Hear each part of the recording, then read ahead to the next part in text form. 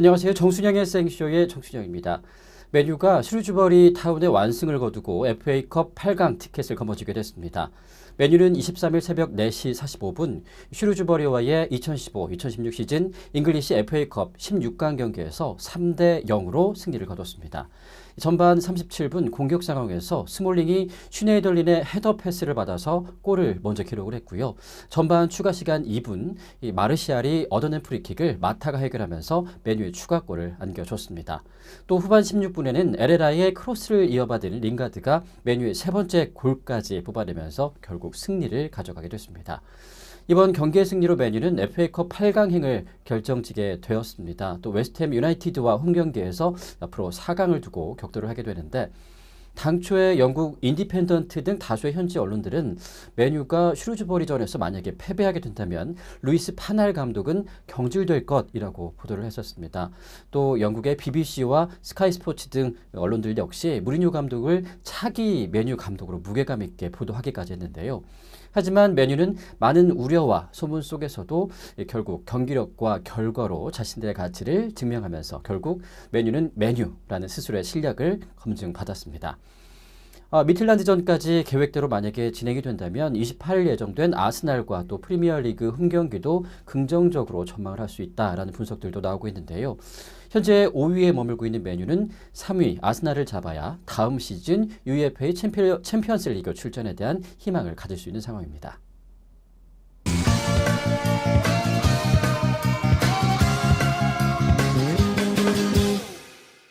태도 논란을 빚고 있는 그룹 비스트의 장영석의 동료죠. 용준영 역시 스케줄 불참에 대해서 사과를 했습니다. 용준영은 22일 자신의 인스타그램을 통해서 저는 약을 먹고 잘 쉬어서 아직 목이 부어있지만 여러분 덕분에 꽤 건강해졌습니다. 기분 나빠할 만한 일들을 한 게 아닐까 생각해서 사과를 드립니다. 라고 밝혔습니다. 실제로 용준영은 지난 20일 일본에서 진행된 팬미팅 이벤트에 건강 악화를 이유로 불참한 바가 있습니다. 이후로 홀로 귀국했는데요. 하지만 이 가운데 용준형이 한국에서 정준영의 생일 파티에 참석했다라는 사실이 알려지면서 논란이 불거지게 됐습니다. 이에 대해서 용준영은 준영의 생일 파티에 간 것은 사실이지만 아시다시피 몸이 안 좋아서 새벽에 파티에는 얼굴만 비추고 선물만 전달하고 집으로 돌아왔습니다. 라는 해명을 내놓기도 했습니다. 앞서서 비스트의 멤버 장현승도 태도 논란에 휩싸인 바가 있었죠. 장현승의 팬이 지난 20일 한 온라인 커뮤니티를 통해서 글을 올리면서 이 장현승의 태도가 도마 위에 올랐는데요. 이 팬이 올린 글에 따르면 장현승은 2012년부터 4년간 아주 나태한 태도로 팬들에게 실망감을 안긴 것으로 알려졌습니다. 이 팬은 장현승은 지난 2012년부터 무대에서 불성실한 태도를 보이면서 지난해 완전체 활동부터 가사 씹기, 또 안무 대충하기, 음정 바꿔 부르기 등등 불성실한 태도를 보여왔다라고 지적하고 있습니다. 또 지난해 9월에는 해외 팬미팅을 무단 불참한 뒤에 청담동의 클럽과 술집에서 포착되는 등 다음날 새벽까지 놀러다닌 정황이 드러나기도 했지만 그 이후에 어떤 사과나 해명도 내놓지 않았다라고 설명을 하고 있습니다. 당시에 소속사인 큐브 엔터테인먼트 측은 집안 사정으로 갑작스럽게 참석하지 못했다, 혹은 몸이 좋지 않아서 팬미팅에 참석하지 않았다 등의 좀 납득하기 어려운 해명을 내놓아서 또 원성을 듣기도 했는데요. 이후에 장현성은 데뷔 6주년 기념 V앱 방송에서도 6년간 가장 기억에 남는 일이 무엇이냐라는 질문에 대해서 카페에서 사진 찍힌 것, 저도 사생활이 있잖아요 라는 답변을 내놔서 함께했던 팬들의 분노를 자아내기도 했었습니다. 이 게시물에는 주장을 뒷받침하는 사진과 또 영상도 대다수가 게재되어 있어서 논란은 쉽게 사그라들지 않을 것으로 보이는데요. 많은 사랑을 얻고 있는 만큼 비스트 멤버들 앞으로 더욱더 멋진 모습, 그리고 열심히 하는 모습 좀 보여줘야 되지 않을까 싶습니다.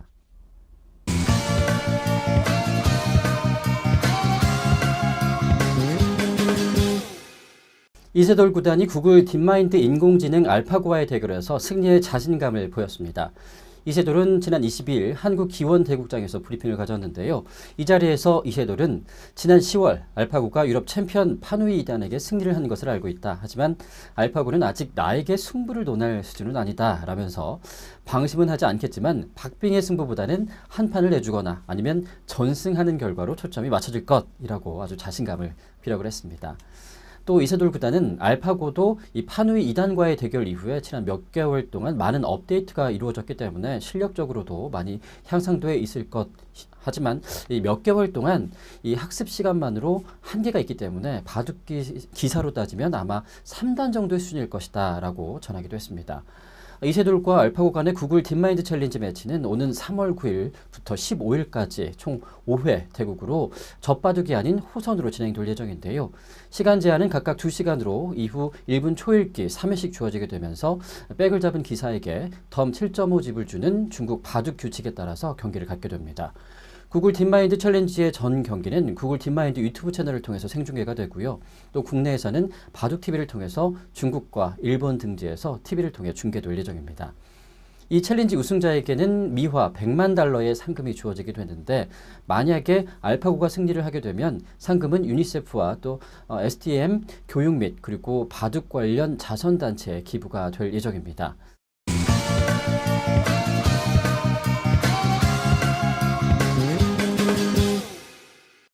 류현진이 23일 스프링 캠프 훈련에서 불펜 투구를 소화했습니다. 참 반가운 얼굴이었죠. 류현진은 지난 1월부터 마운드에 오르긴 했습니다. 하지만 본격적으로 포수를 앉혀놓고 불펜을 던진 것은 이번이 두 번째라고 합니다. 이날 데이브 로버츠 감독, 또 앤드류 프리먼 사장, 그리고 릭 허니커 투수 코치 등이 지켜보는 가운데 류현진은 스티브 칠라디 불펜 포수를 앉혀놓고 30개의 불펜 피칭을 소화를 했습니다. 물론 전력을 다해서 던지지 않은 상태에서도 이날 구속이 84마일 정도나 나와서 또 주변을 놀라게 하기도 했는데요. 류현진의 불펜 피칭을 지켜본 로버츠 감독은 아주 흡족한 표정을 한 채 박수를 보냈습니다. 또 스태프들이랑 모여서 영상을 확인하면서 류현진의 몸 상태도 확인했다고 하는데요.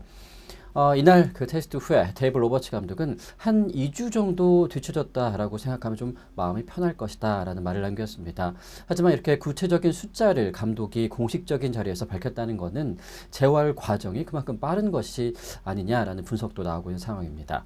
류현진은 지난 2014년 시즌이 끝난 뒤에 2015년 시즌 목표로 200이닝을 제시를 했지만은 2016 시즌도 지금의 재활 속도를 보면은 현실적으로 좀 이루기 힘든 목표로 보입니다. 로버츠 감독 역시 수술 후 회복한 선수에게 200이닝을 기대하는 것은 비현실적이라고 말한 바가 있었는데요. 류현진도 마운드에 올라가서 시합에 나가 이기는 것이 가장 큰 목표다. 지금 상황에서는 이닝이나 승수를 제시하는 것은 전혀 생각할 문제가 아니다라고 본다. 또 언제 올라가서 던질 수 있느냐가 중요하다라고 밝혔습니다. 또 류현진의 복귀를 기다리는 한국 팬들에게 최대한 빨리 마운드에 올라 한국 팬들의 아침을 기분 좋게 해드리고 싶다라는 속마음을 내비치기도 했습니다. 류현진이 다저스 유니폼을 입고 건강한 모습으로 공을 던진 것은 지난 2015년 3월 18일 텍사스 레인저스와의 시범 경기 이후에 처음인데요. 당시 3이닝을 던진 후에 어깨 통증을 호소했고 며칠 있다가 또 몸 상태를 점검하기 위해서 30여 개의 공을 던진 바 있었지만 결국 통증이 재발하면서 훈련을 중단한 채 수술을 결정을 하기도 했습니다. 류현진 선수 참 오랜만에 보니까 너무 반가웠는데요. 정말 빨리 그 회복 과정을 거쳐서 정말 경기에서 멋진 모습 볼 수 있길 기대해 보겠습니다.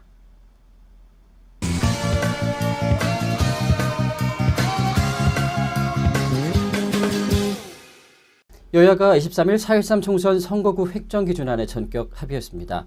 여야는 지역구 의원 253석과 비례대표 47석, 인구 기준율은 2015년 10월 31일로 정했습니다. 이 밖에도 인구 상한과 하한은 각각 28만 명과 그리고 14명인데요. 이날 새누리당 김무성 대표는 지역구 253석으로 결정이 됐다면서 자치구 시군 분할은 원칙적으로 허용하지 않고 불가피할 경우 최소한의 경우에만 예외적으로 인정하기로 했다라고 발표했습니다. 김 대표는 이 밖에도 각 시도별로 변경된 지역 국회의원 정수는 여야가 잠정 합의를 본 안대로 그대로 하기로 했다라면서 국회의장 명의로 선거구 획정 기준안이 지금 바로 선거구 획정위에 송부될 것이라고 전하기도 했습니다. 이에 따라서 20대 총선 의원의 정수는 300명이 됐습니다. 지역구 의석수는 253석, 비례대표 의석수는 47석인데요. 또 헌법재판소의 인구 편차 2대1 결정에 따라서 지역별 의석수를 조정할 경우에 서울과 인천, 대전과 충남은 각각 1석이 증가하고 경기는 8석이 증가할 전망입니다. 아울러서 강원과 전북 그리고 전남이 각각 1석 감소하게 되고요. 경북이 2석이 줄어들 것으로 보입니다. 현행보다 지역구 의석이 7석이나 늘어나게 되면서 농어촌 지역구 통합은 다소 줄어들 전망입니다. 하지만 인구가 많은 수도권이 최대 수혜 지역이라는 점은 변함이 없는데요. 경기는 이번 선거구 획정의 최대 수혜 지역으로 인구 상한선을 넘는 지역구는 무려 17곳에 달한다고 합니다. 이 가운데 8개 지역구가 증구 대상에 포함된 상황입니다.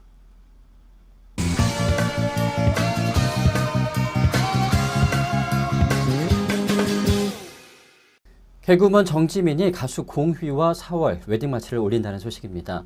23일 소속사 JD블로스에 따르면 개그우먼 정지민은 오는 4월 30일에 공휘와 여의도의 한 예식장에서 결혼식을 진행할 예정입니다. 정지민과 가수 공휘는 3년 전 같은 기독교 문화사역팀에서 만나게 됐다고 하는데요. 2015년 5월부터 교제를 시작한 것으로 알려졌습니다. 정지민이 출연하는 개그 콘서트 코너 301-302 이 코너에서 가수 공휘가 직접 BGM인 이불킥을 만들어줬다고 합니다.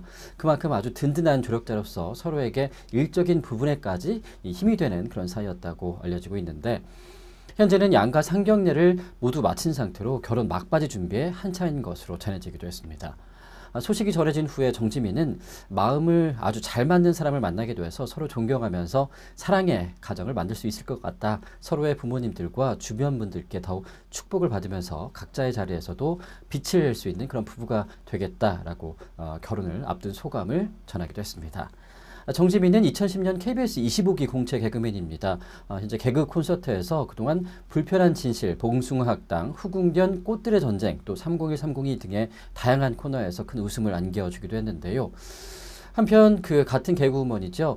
권진영은 정지민보다 먼저 3월 19일 1년 교제 끝에 일반인 남성과 결혼을 한다는 소식입니다. 권진영 소속사 슈가 엔터테인먼트 측은 권진영의 예비신랑은 2살 연하 회사원으로 따뜻하고 또 한결같은 성품과 서로에 대한 굳건한 믿음으로 결혼을 결심하게 됐다라고 밝혀졌습니다. 또 같은 개그 콘서트의 개그우먼 있죠. 이희경 역시 4월 9일 삼성동 벨라지움에서 1년간의 교제 끝에 7살 연상의 사업가와 결혼식을 올리게 됩니다. 이희경은 한 연예 프로그램에서 자신의 예비신랑에 대해 엄마 음식점의 단골 손님인데 8년 동안 알고 지낸 사람으로 어느 날 고민 상담을 시작으로 해서 어느 순간 매일 만나고 있더라라고 소감을 전하기도 했었는데요. 갑자기 또 이렇게 개그우먼들의 좋은 결혼 소식들이 들려오고 있습니다. 아직 좀 홍기가 꽉 찬 개그우먼들 많이 있는데요. 앞으로 더욱더 많은 개그우먼들이 4월에 5월에 신부간 얘기를 한번 기대해 보겠습니다.